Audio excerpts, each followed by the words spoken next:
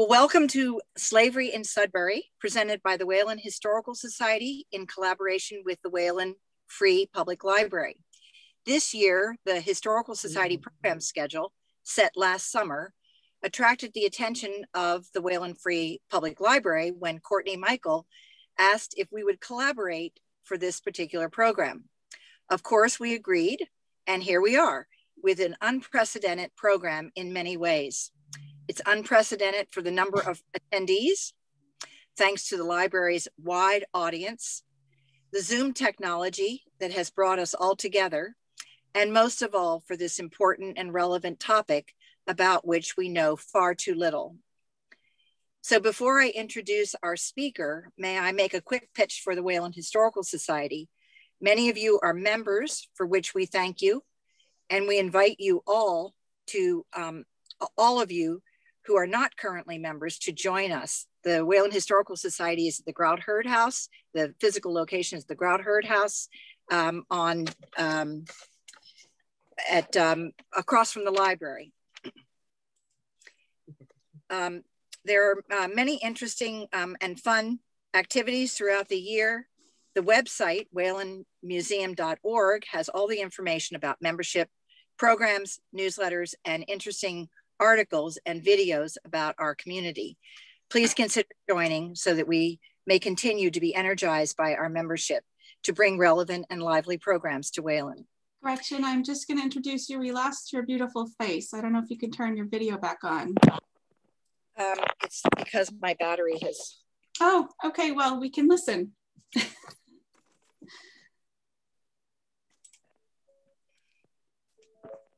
There we go. Okay, sorry. So that brings me to today's program. Jane Sciacca is well known in Wayland and beyond for her distinct ability to enliven historical events and places for all to consider, to understand and enjoy. Jane's research skills are impeccable, and among other topics, she's also been researching slavery and abolition for years. Our membership has benefited from her expertise as the Society's president for 8 years, curator for 2 years, and lecturer on Lydia Maria Child, women's suffrage, and many other topics. I'm honored to introduce Jane to tell us about slavery in Sudbury, but first, I believe that Courtney's going to talk to us a little bit about how this program evolved. Yes. Thank you. Thank you, Gretchen. Good afternoon and welcome on behalf of the library. I'm Courtney, and I also want to thank Jane and the Historical Society for partnering with us on this event. I just have a couple notes to add, and then we'll proceed with the program. First, this event is made possible by the Friends of the Wayland Public Library and by a grant from the Wayland Cultural Council, a local agency, which is supported by the Mass Cultural Council, a state agency, in support of the library's Wayland Reads 2021 series.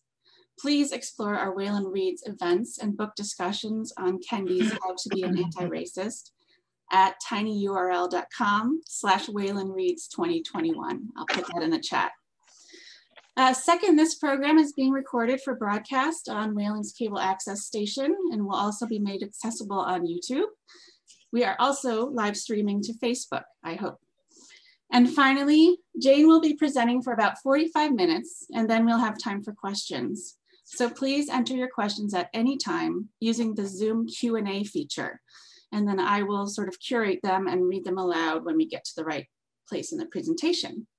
So again, many thanks to Jane and to the Historical Society, and now I will stop talking and hand it over to Jane.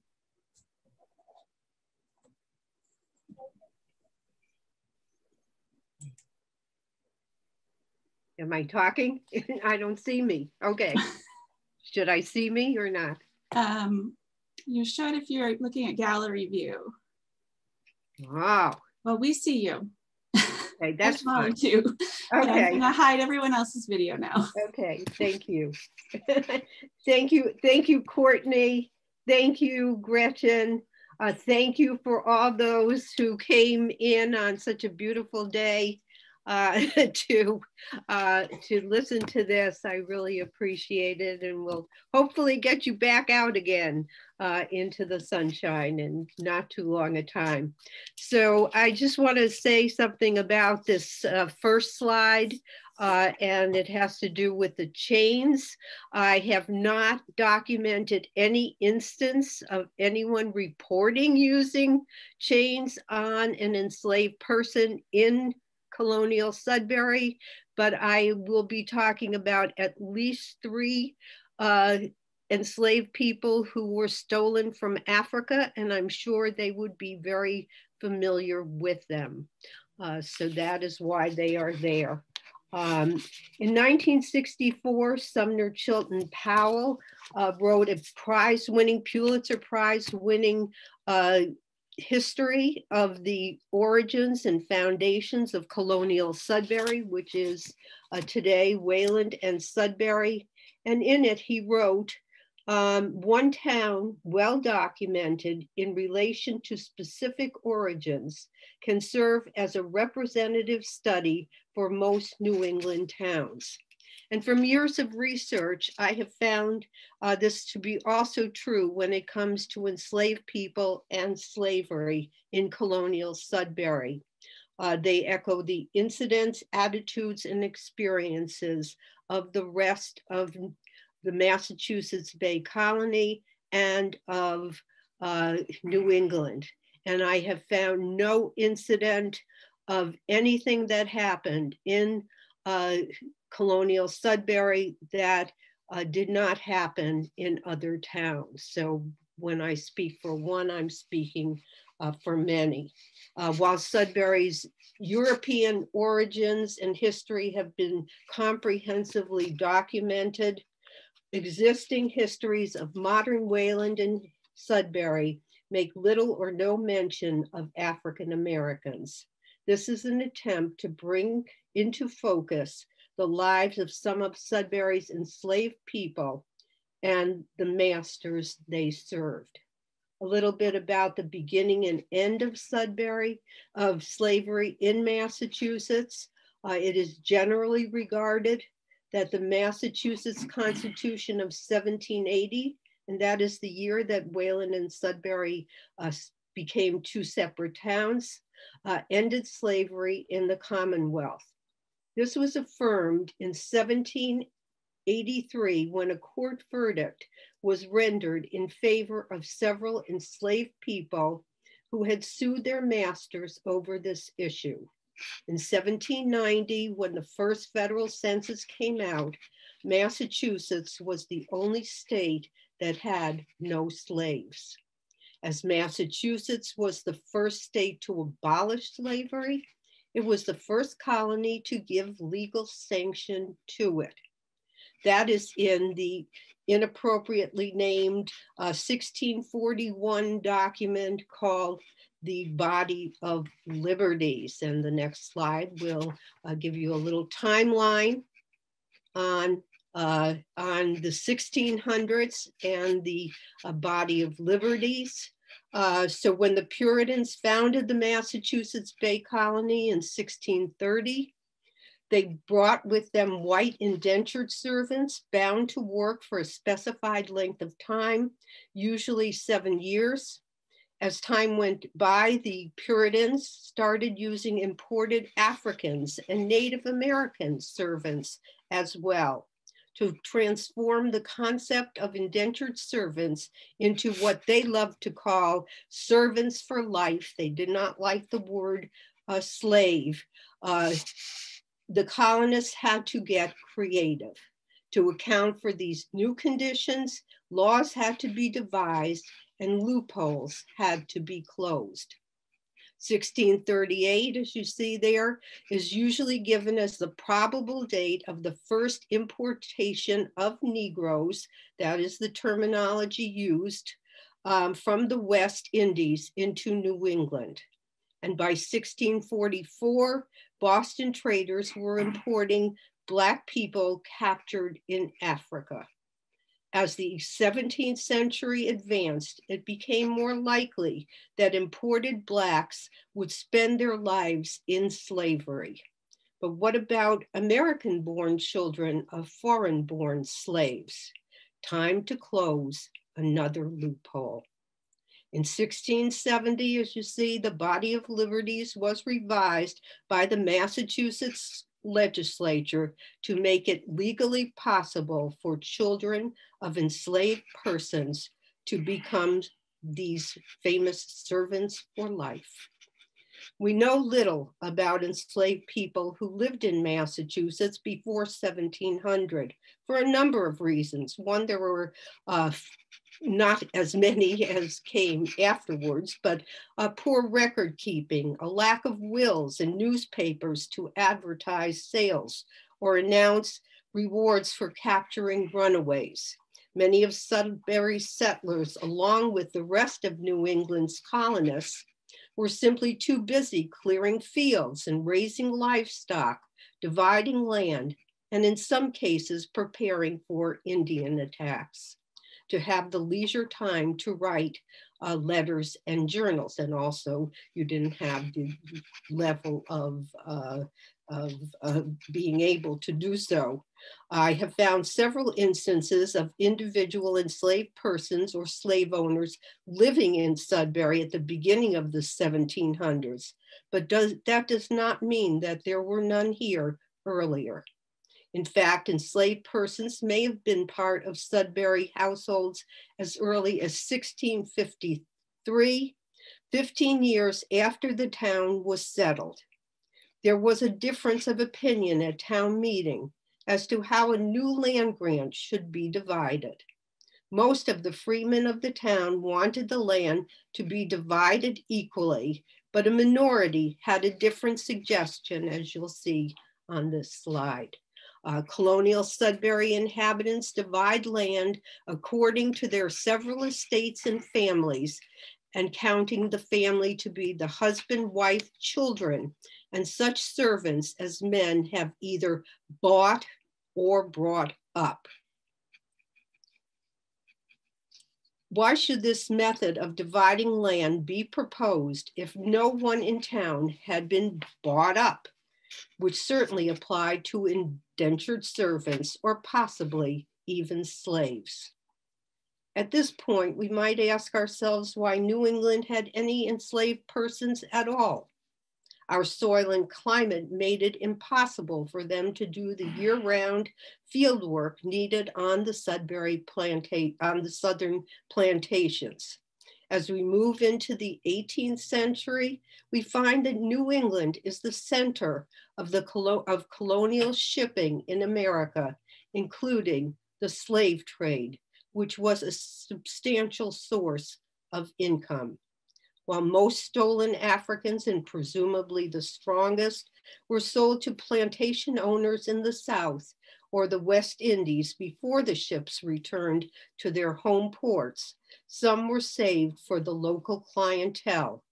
New England chronically suffered from a labor shortage, and those men who had need of extra workers and the money to buy them owned slaves. Were these slave owners looked down upon, or even better, shunned by society? I think that Massachusetts native John Adams explained it very well while serving as vice president in 1795. I have through my whole life held the practice of slavery in such abhorrence that I have never owned a Negro or any other slave, though I have lived for many years in times when the practice was not disgraceful, when the best men in my vicinity thought it not inconsistent with their character, and when it has cost me thousands of dollars for the labor and subsistence of free men, which I might have saved from the purchase of Negroes at times when they were very cheap. Now we're going to turn to slaves in Sudbury, the early years. And the first tangible evidence of an enslaved person in Sudbury is in the 1701 will of Thomas Reed, a prominent citizen living in the Landham district. He left a Negro woman named Frank to his wife Arabella. Arabella Reed's will, which is dated 1716, also referred to Frank, but in a very different way. Frank was not only given her freedom at Mrs. Reed's death, but was to receive all her movable estate. Furthermore, Frank was also named executrix of her will. And I also want to point out parenthetically that a woman leaving a will in 1716 was not certainly common practice. Whether or not Frank in reality inherited anything is not indicated in existing records, but evidence remains that by the end of her life, Frank was not a woman of means. In 1742, town meeting appropriated money to pay Isaac Reed for nursing and provision of Frank Negro in the year 1740. And the same town meeting also voted to compensate Dr. Ebenezer Roby for her medical care. While we cannot be certain that the two Franks are the same person, we can be reasonably sure that they are. At Thomas Reed's death in 1701, Frank was a woman, not a girl. By the 1740s, Frank could be an elderly woman, very likely in need of care. Our next slave owner is the Reverend Samuel Parris, and he died in 1720, and he is much better known in Salem Village, where he is intimately connected with the witchcraft trials of 1692. In fact, the witchcraft hysteria started in his home with his enslaved woman, Tituba, his daughter, and some of her friends. By the end of the 17th century, the widowed Reverend Parris had settled down in Sudbury with his second wife, Dorothy Noyes, and lived in the next slide. This is their home, the Noyes Parris house. And that is the oldest house in Wayland. It is still standing off Old Connecticut Path, and it was, so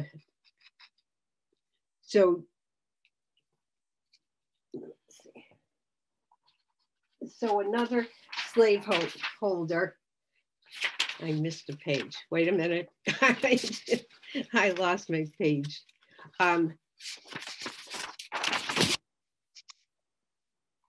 Okay, sorry about that. Okay, for many years, he served as the town's schoolmaster.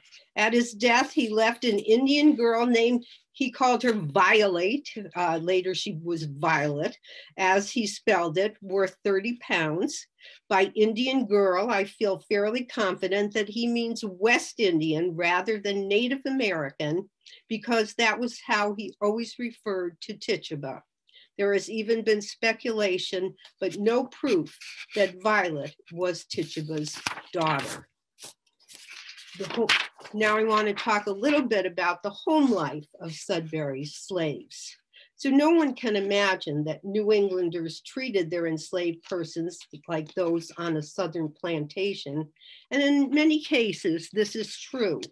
As Lorenzo Green pointed out in The Negro in Colonial New England, I also would like to say this is one of my favorite books that I discovered many, many years ago. It was written in 1942 by an African-American historian. And so what he had to say was, to meet the demands of New England's diversified economy, the slave had to be more skilled and more versatile than the average plantation Negro accustomed to the routine cultivation of a single crop. The Puritans passed no laws denying or limiting an enslaved person's right to learn. In fact, reading was encouraged through the Puritan belief that everyone should have a personal knowledge of the Bible. In 1840, Jerusha Howe of Sudbury recalled, that's the west side, recalled that Portsmouth, enslaved by her grandfather, Ezekiel Howe, the proprietor of what we know as the Wayside Inn, had acquired great knowledge of the Bible, could write very well, and was blessed with a strong retentive memory. And Portsmouth did originate in Africa, as did Nero Benson, an enslaved man belonging to Reverend John Swift of Framingham. He could also write. In 1736, he sent a letter to Reverend Israel Loring, minister of Sudbury's West Parish, regarding church matters. Unlike the South, enslaved persons in Sudbury most often slept in their master's house and were considered part of the family.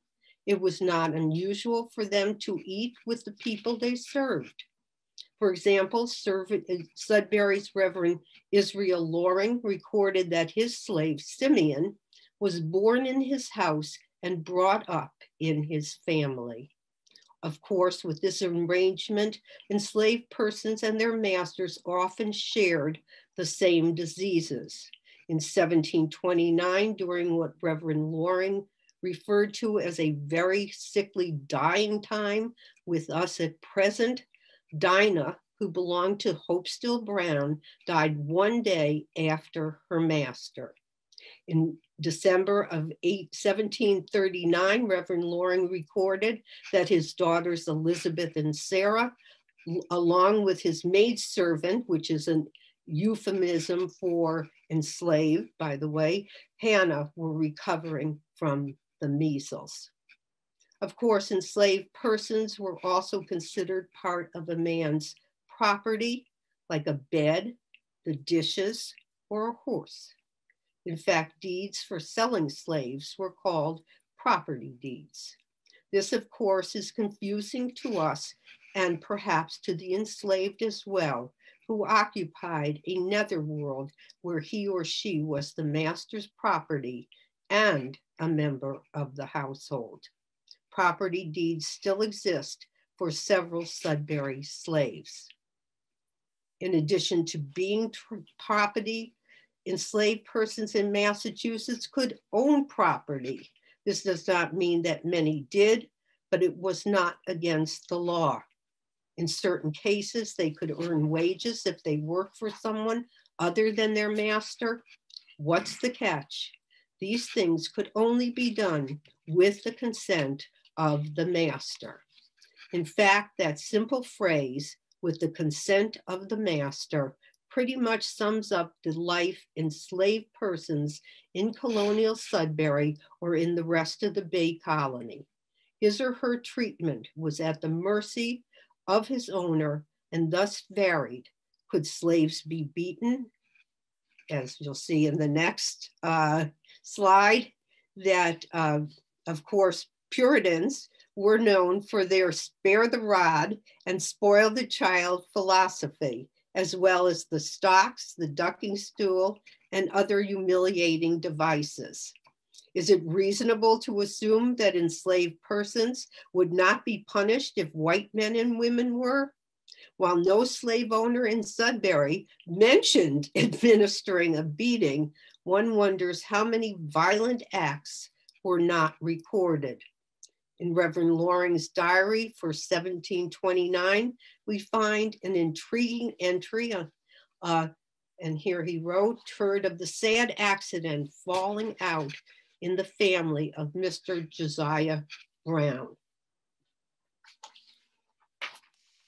His Negro manservant dangerously wounding himself by a gun which he designedly discharged against himself.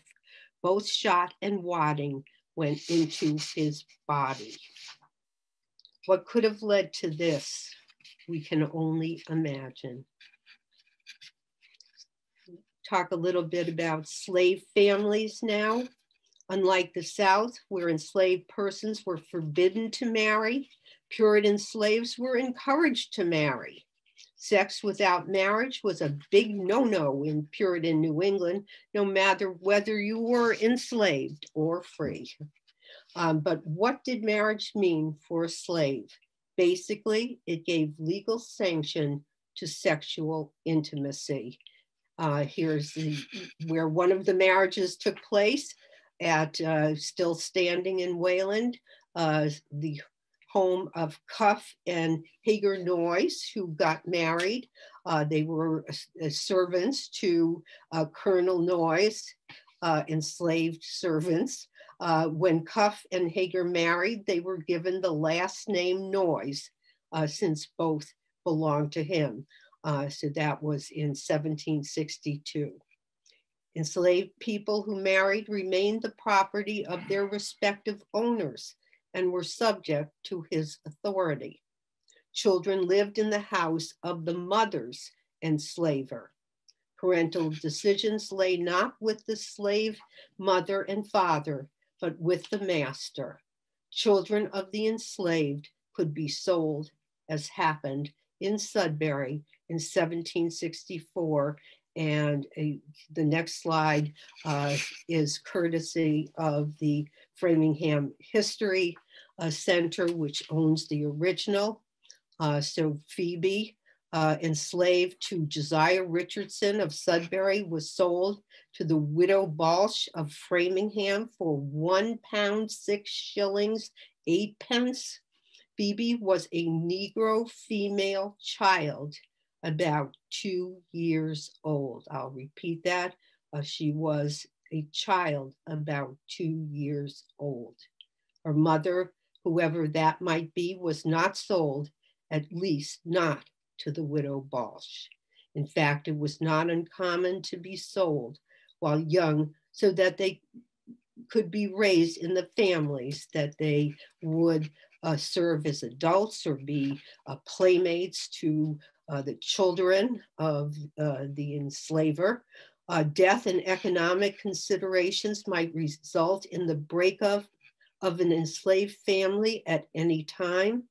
Husbands and wives could be sold or given to new masters individually, as happened to the slaves of Reverend John Swift of Framingham when he died in 1745.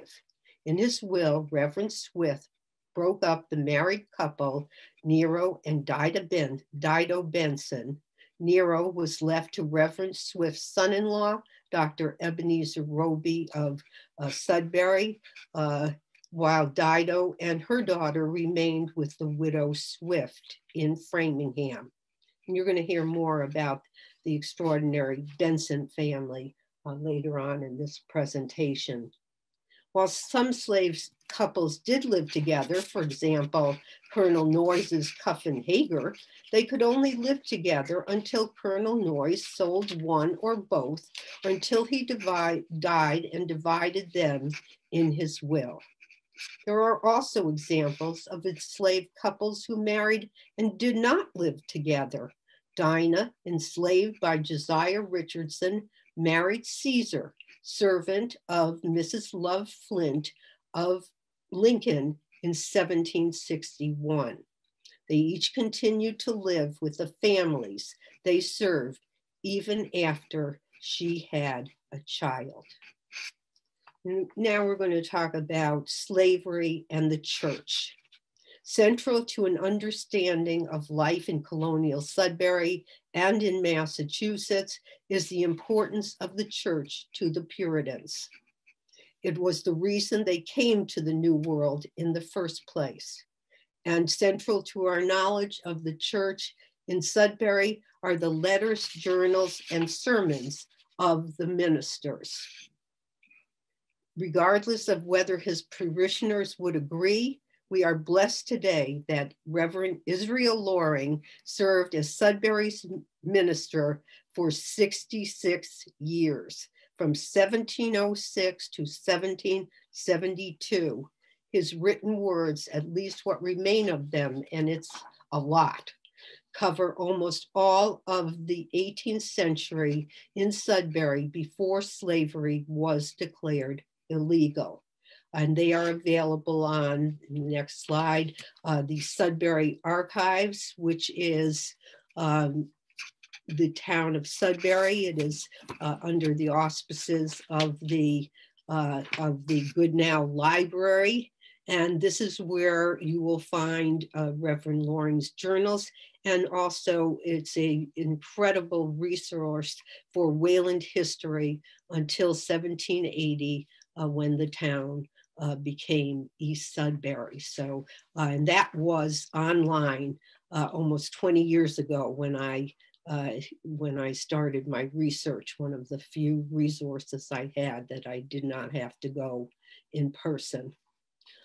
African Americans could be admitted to church membership or own the covenant, which some did, whether enslaved or free. They could take part in prayer and singing, could take communion. Whether or not it was after the white people did is unknown.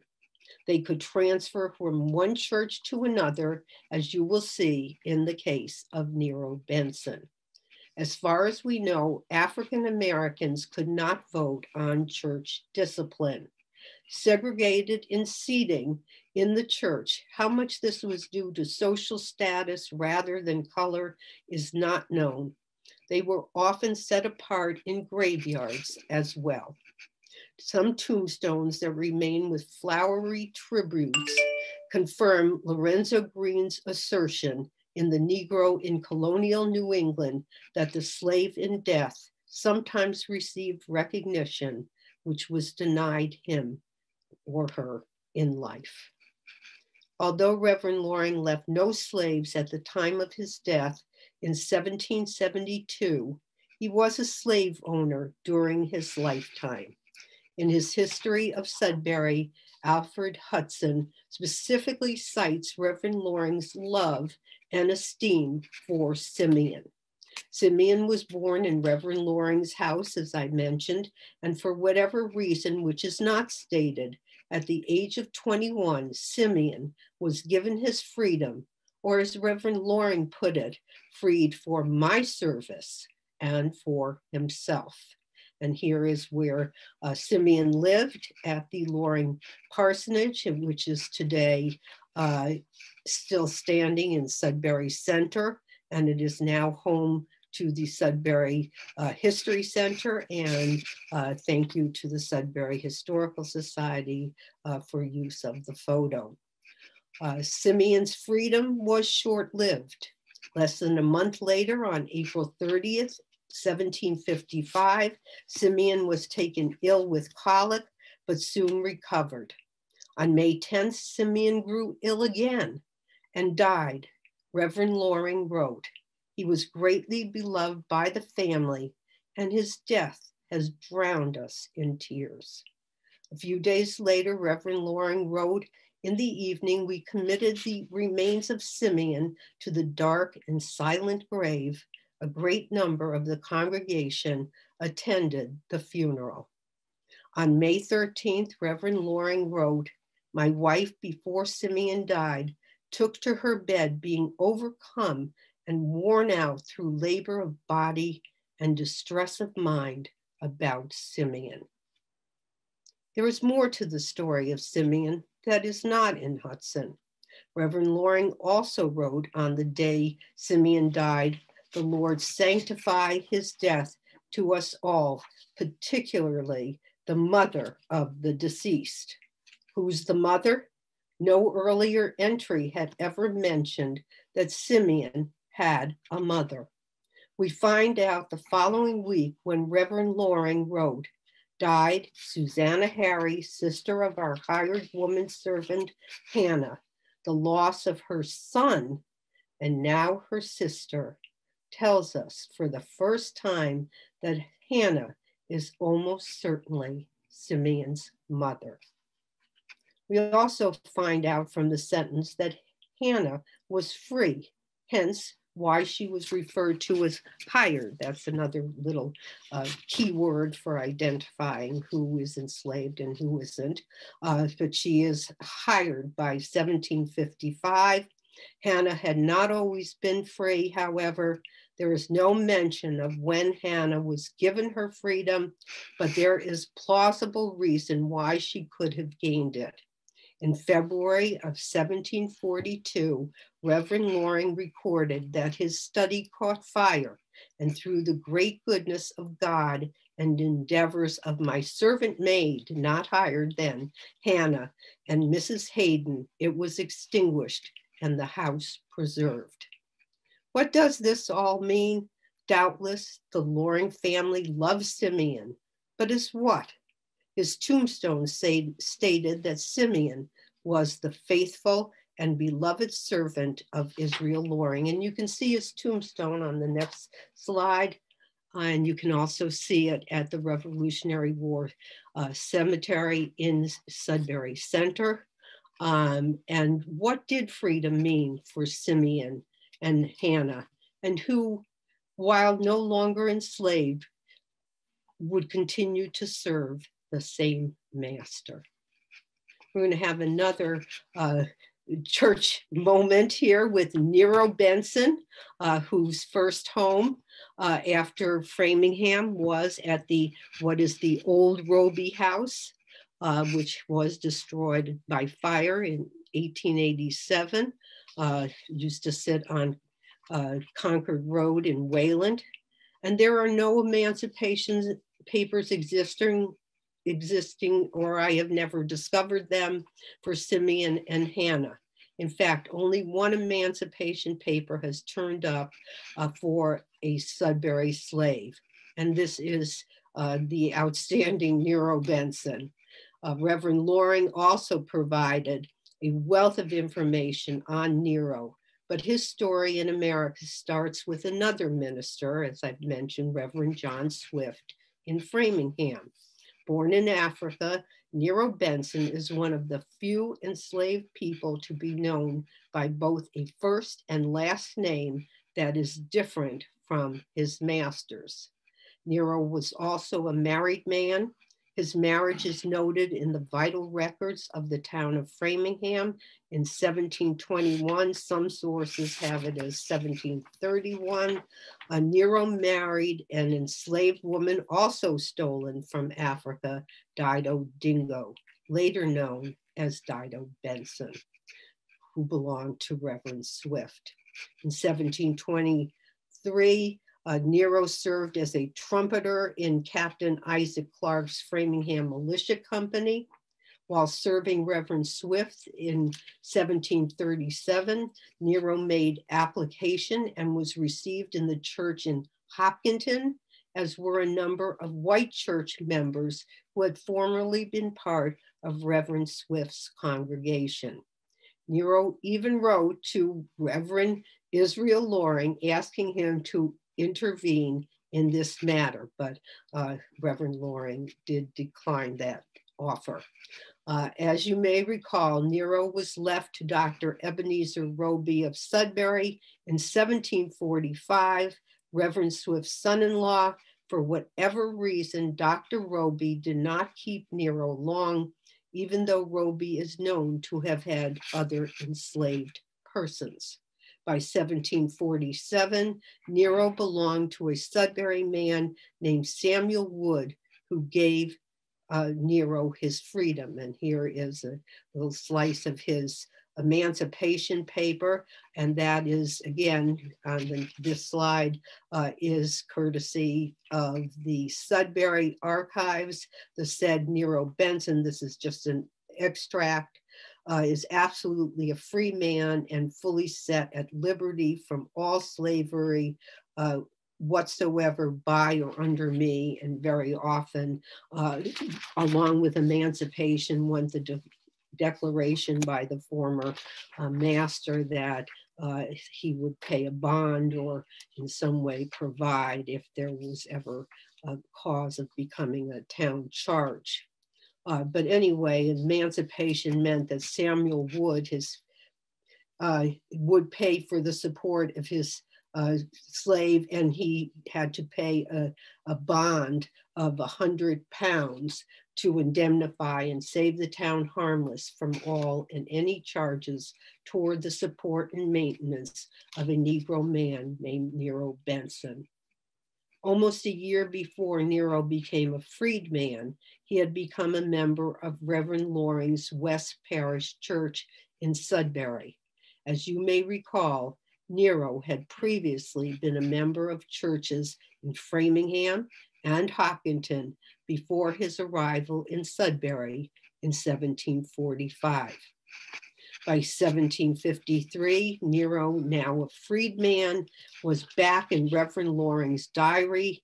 He and another member of the church, Cornelius Wood, likely a brother of his emancipator Samuel, were embroiled in a dispute. The matter was settled when Nero Benson acknowledged that he had wronged Cornelius Wood in reporting that he, Wood, had taken a false oath. Reverend Loring was clearly relieved and thanked God for settling the unhappy differences between Cornelius Wood and Nero Benson, which endangered still wider breaches in the church. It is obvious that not only was the church important to Nero Benson, but Nero Benson was important to the church. While we know more about Nero Benson than about any other enslaved person in Colonial Sudbury, so much more lies beneath the surface. What a treasure we would have if only Nero had written down something about his own life, and we know he could write. Probably unwritten or possibly missing, to me, there is an overwhelming message. Nothing we know about enslaved persons in Sudbury was written from their point of view. The last family we're going to talk about are the Howe family and Jerusha Howe, who I mentioned before, who died in 1842, was a member of the family that once owned today's Wayside Inn. And she wrote The Negro Man in describing Portsmouth, or Ponto, as he was often called, the Negro man who took care of me when a young child and to whom I became very much attached, was purchased by Ezekiel Howe, my grandfather, of Mr. William Baldwin of Sudbury, administrator of the estate of Captain Reynolds Seeger, for 44 pounds lawful money. And this was in April of 1773. The intern said he was about 33 years of age. He was taken from the Guinea coast while at play with other children and was carried aboard ship. He remembered screaming for his mother when men took him one under each arm to carry him off. And here is where he lived at the today called Longfellow's Wayside Inn. And yet stories abound about Portsmouth refusing his freedom when slavery was declared illegal. The codicil to Ezekiel Howe's will, dated 1796, after slavery had legally ended in Massachusetts, has added considerable confusion.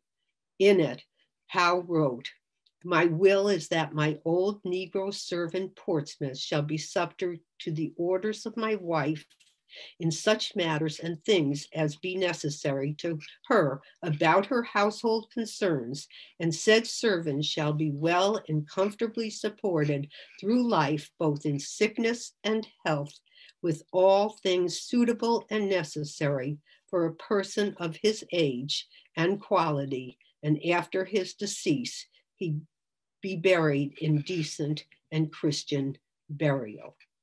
Ezekiel Howe knew perfectly well that Portsmouth, or Ponto, was no longer a slave, but a servant. Portsmouth was not listed in the inventory of Howe's estate, as he would have been while slavery existed. Yet Portsmouth would continue to serve Howe's family. In this case and others I have come across, Howe's real intent, or at least I've read that, was presumably to protect Portsmouth and guarantee him adequate care while he lived and a Christian burial when he died. But why was he subject to Mrs. Howe's orders, and why was there no mention of him being hired to follow them? While Portsmouth grew to accept life in the Howe household, it is obvious that he never forgot his home in Africa or the family he lost. I want to talk a little bit about researching Sudbury slavery. So when I first started out in the early 2000s, I thought, I'm not going to find anything, but I'm going to look anyway. So over 50 enslaved people later, they finding them in various records. In addition, many references to African Americans in Colonial Sudbury fell into a gray area, probably enslaved, but without documented proof. I have omitted them from this work, but numerous references do exist, such as transported to Negroes to Weston is one I can think of. The Benson family was an exception to scarcity of materials, as there are several books to provide details of their lives. A grandson of Nero, Benson, was a mariner, and a book written about his life in Salem. That wasn't very long ago. And there's also a Benson family genealogy, which does include the African side of the family, of the Benson family. And of course, my heartfelt thanks go out to the Sudbury Archives, which has been throughout the years a lasting source of information. So census records are among the best source of hard evidence for a slave population. A 1749 tax list for Sudbury still survives in very fragile condition in the Sudbury town clerk's vault, which listed the number of slaves at 17. If names of slave owners existed, they are no longer readable. In 1754, each town in the Bay Colony appointed assessors to report on the number of slaves in their town. Sudbury reported 9 males and 5 females. No names of slaves or slave owners were included. In 1771, the Provincial Congress stated that 911 residents of the Bay Colony owned 1,169 servants for life, slaves, including Negroes, Indians, mulatto, and from ages 14 to 45. 12 slave owners on that list lived in Sudbury. We have their names and the number of slaves they owned. This was needed for tax purposes. The names of the enslaved were not given. The 12 slave owners in Sudbury in 1771 were taxed for 1 slave each. First of all, it's important to remember that anyone under 14 or over 45 was not included for tax purposes. Thus, the impression is falsely given that 1 slave per family was the usual number. We can disprove this from wills and estate inventories that have survived in the Middlesex County probate records. As we saw earlier, Reverend Swift left 5 enslaved persons at his death, but of course that was in Framingham. However, David Baldwin of Sudbury, actually on the east side in Wayland, topped that figure when he died in 1770, only a year before the census of 1771. In his will, he left to son William a Negro boy named Juba and 5 Negro girls, Candace, Violet, Nancy, Chloe, and Nell, who were parceled out to his daughters. Were any of these slaves related? It doesn't say. Daniel Wyman left freedom clothes to his slaves as listed in his inventory to his will in August 1766. Since they were not mentioned in his will, they were presumably freed prior to his death. Josiah Richardson left 2 enslaved persons on his death. In 1770, his Negro girl, Dinah, to his wife Experience, and his Negro man, Frank Benson, to his son, Josiah Jr.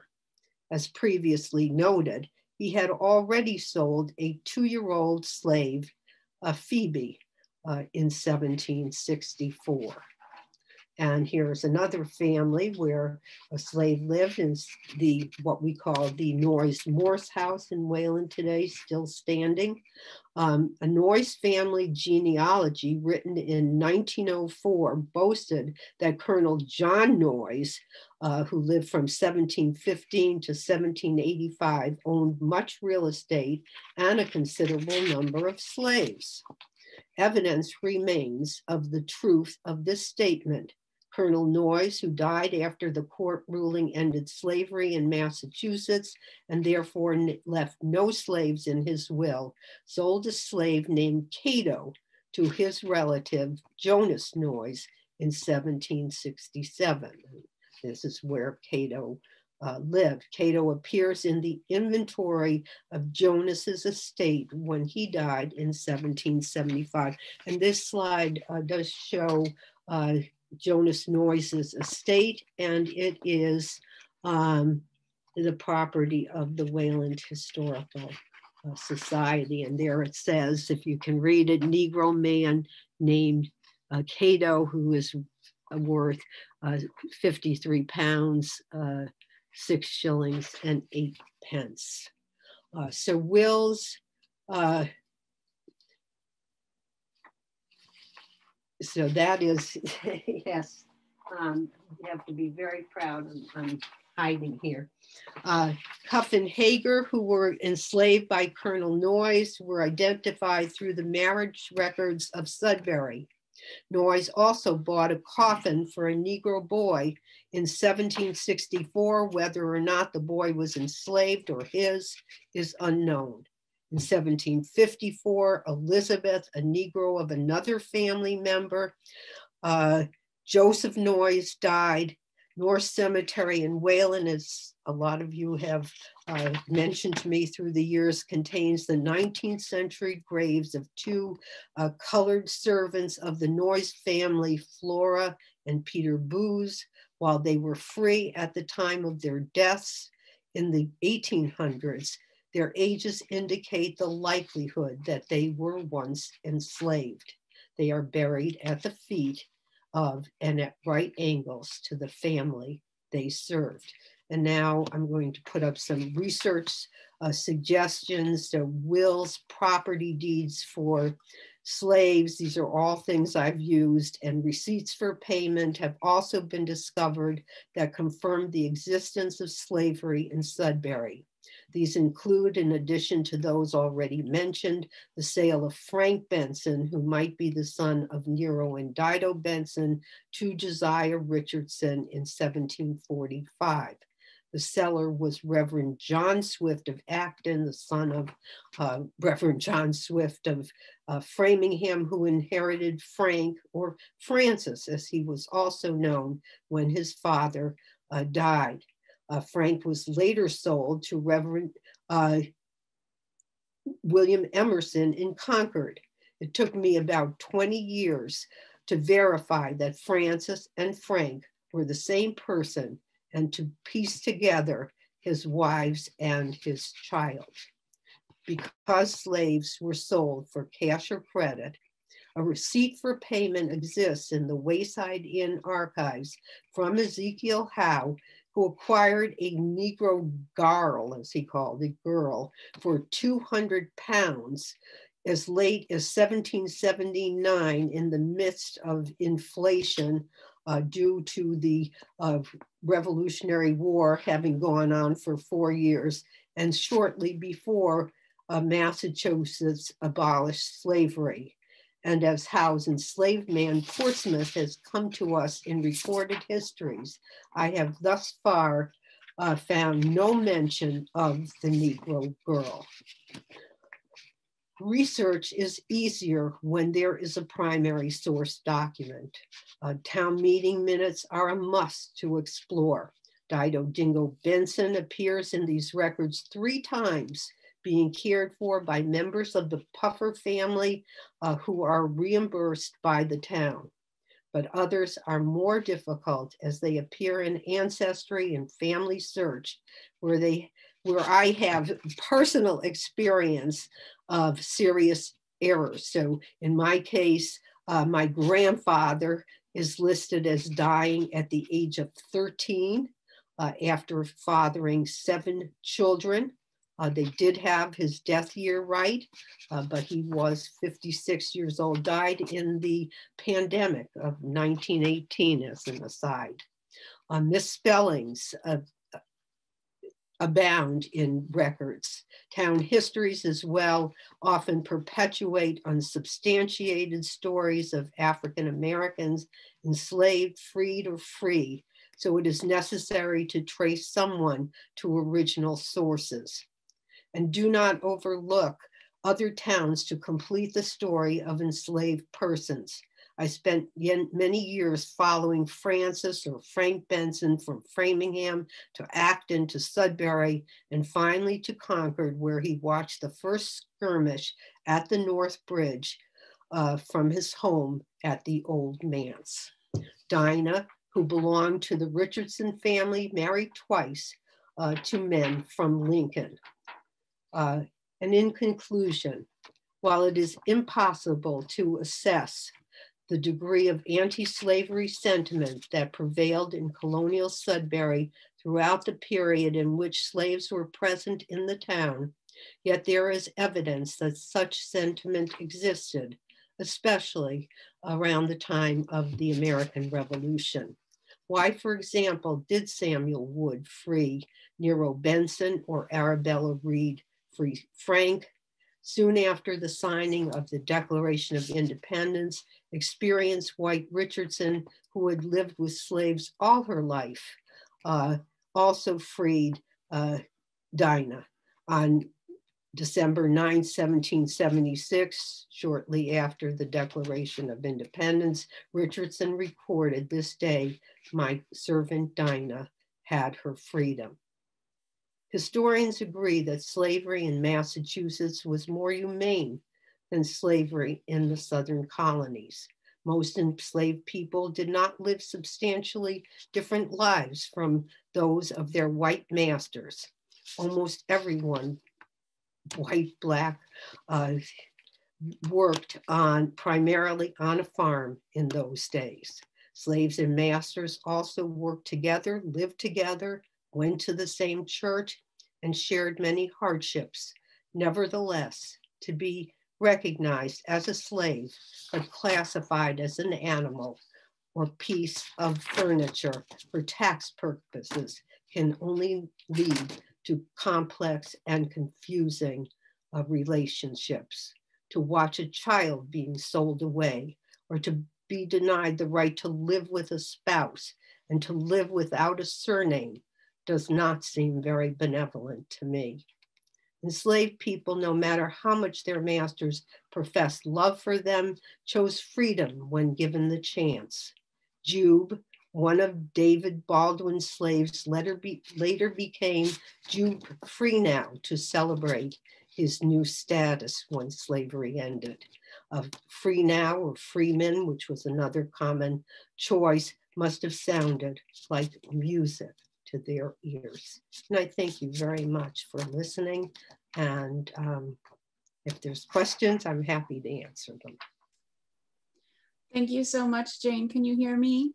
I can hear you. Okay, we have. I can't see you, but I can hear you. Well, we just want to look at you. So we have many questions.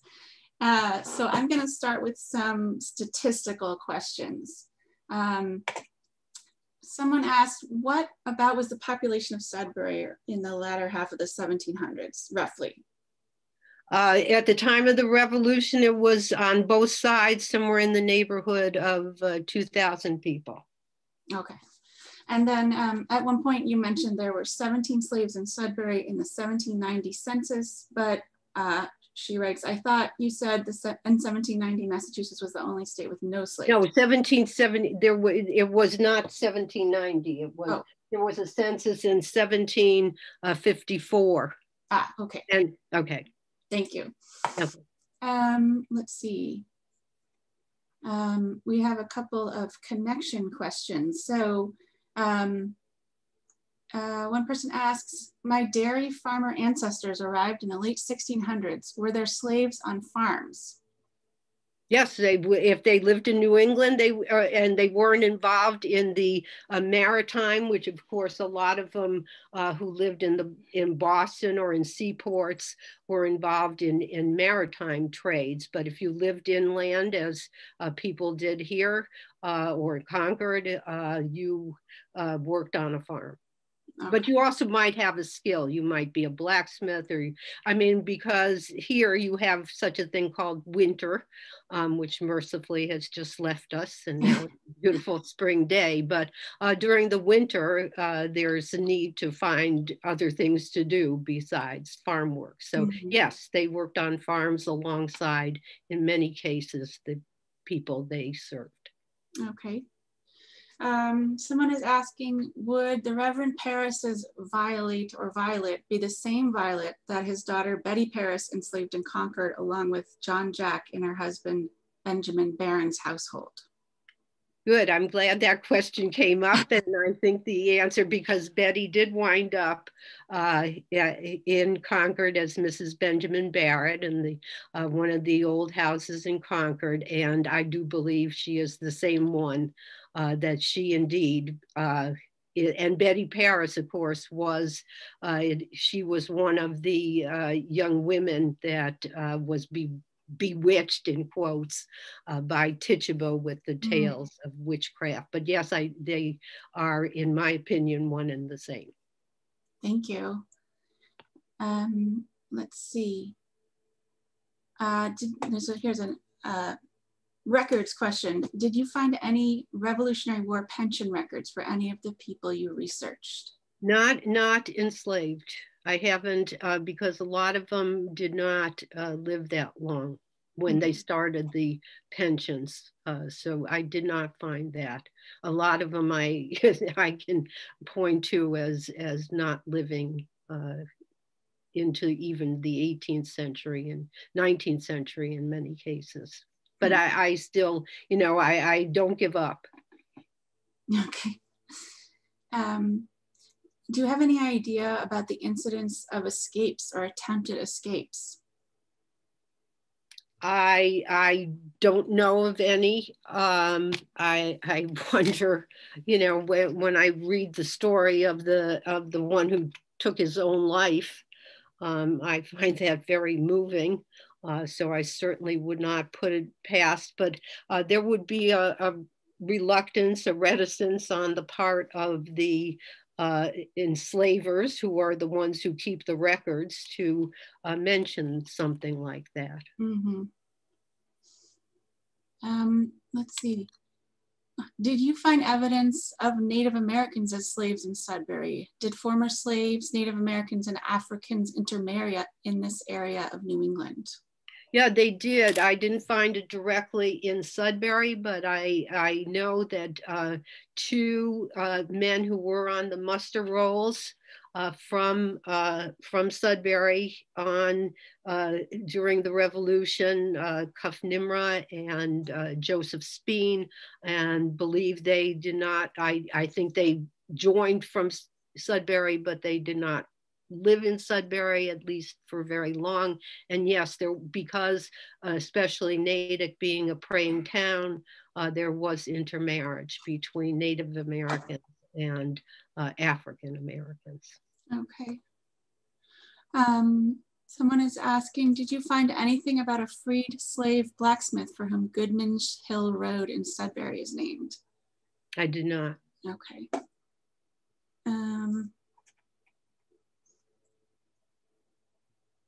Yes, I should say I have not yet. Okay. But if somebody wants to point me in a direction, I'll be happy to follow it. Sure. Can you tell us about Israel Howe Brown and his role in helping runaway slaves? Okay, so that's a later time than the period that I addressed today.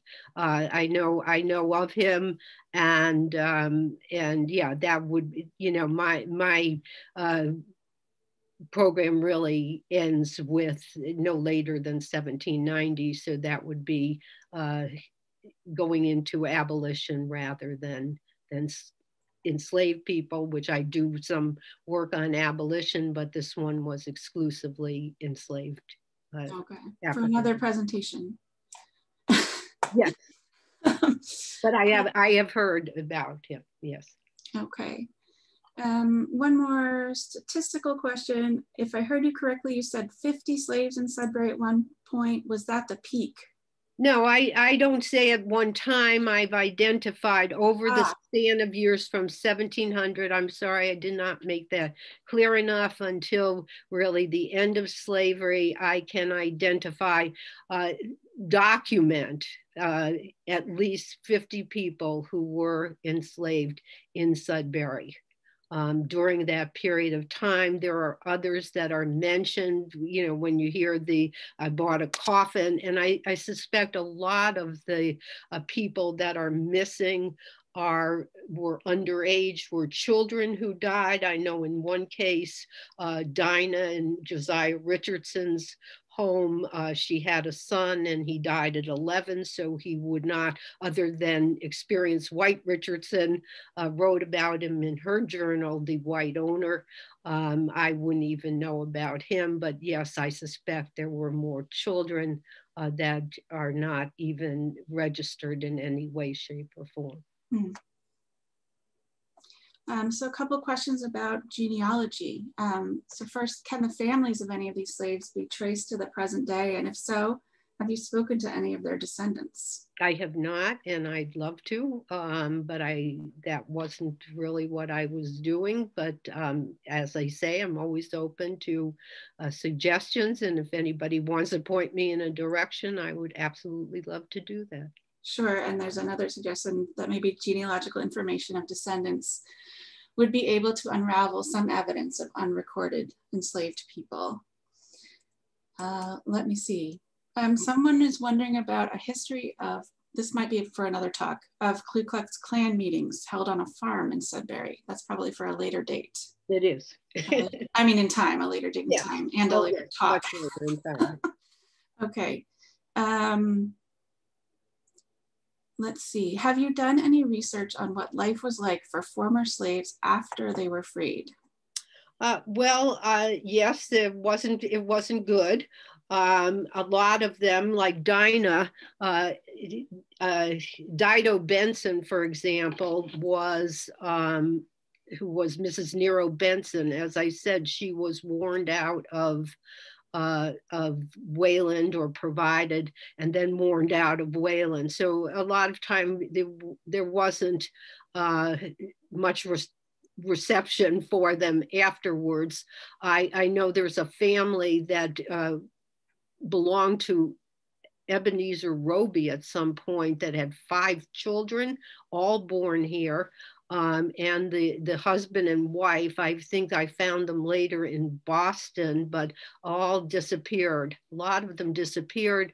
Of course, there's Concord, where there have been, between Henry Thoreau and Black Walden, another book of more African Americans settling into really subsistence life in Concord around Walden Pond, but I have not found a lot of them in the 1790 census. Most, they did not live here.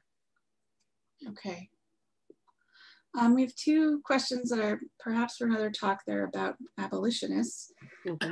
One person is asking about Lydia Mariah Child edited Remembrances of a Slave Girl. Could you speak about the author's experience? Was it here in Wayland or Sudbury? No, that's Harriet Jacobs, and that is a book that Lydia Mariah Child helped. She helped sort of. The writing was done by Harriet Jacobs, who was enslaved spent 7 years in an attic, had nothing to do. This is Southern slavery, and this is approaching the Civil War. I spend a lot of time on that, and no, it had nothing to do with this. And an incident, yes, in the life of a slave girl, and actually Lydia Mariah Child in 1861 helped to get it published, her life story. Okay, thank you.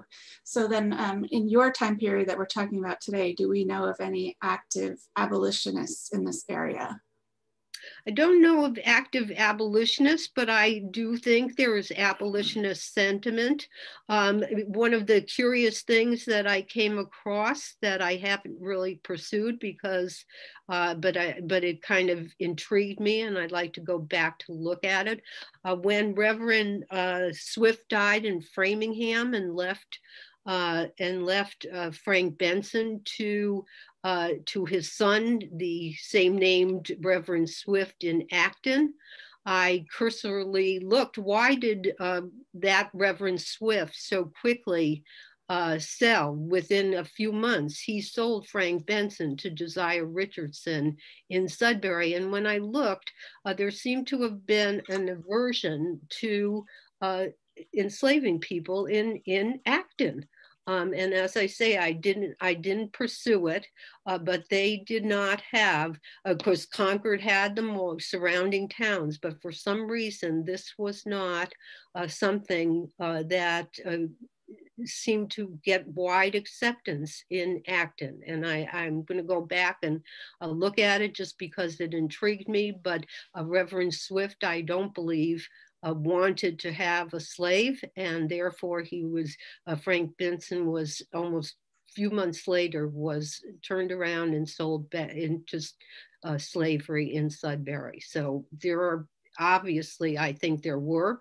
Benjamin Franklin had an abolitionist society, Quakers, certainly, but strong evidence of it beyond an individual, I have not come across in this area.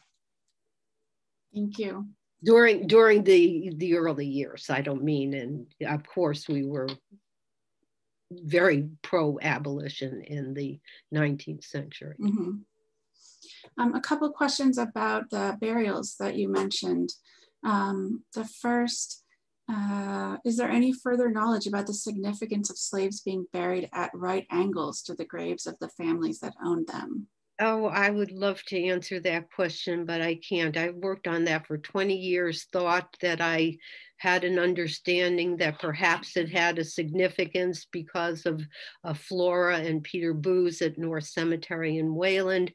And then I saw Simeon, and that threw that whole thing out of the window because Simeon is not at any right angles and he is facing the same direction as the other white people who are buried there. So I would love to know more about it, have pursued it, and hope to someday stumble on an answer that I could be able to give to a number of people. But at this point, I have to say I don't know. Okay. The next question about the burials. Are the enslaved persons in our cemetery identifiable? That is, if we popped over to the cemetery, would the average person know enslaved persons are there? Only in that indication and that there has been something written is Flora and Peter Booz. They are behind the grave of Colonel John Noyes, who has a very large headstone, which means that he could afford it. And that a lot of people for years had said they were slaves to Colonel Noyes, but at the time that they died, and we know when it was, they would not have been enslaved. They would have been freed people, but I do believe, so no, I don't know, but yeah, a lot about them. Another kind of trying to chase them down for years because I worked in Concord for so many years, and there's a family there named, of course, he became Peter Booz on the gravestone in Wayland, but there was a family, for example, in Concord, the Boaz, and I tried for many years because there were Peter Boazes to see if I could connect them, and I have not succeeded in doing that. Okay, and here is the big one that I saved for last. 2 questions. How did this research make you feel? And what did you learn about whiteness while doing this research? So what hits me very hard is that, and of course, understanding that this is a time now when and I have always been very involved in abolition and also Metco and everything else, but it also made me realize that as we study here in Wayland, white people, we study diversity and we discuss African Americans, and very often we're talking to each other because the numbers are so very small here.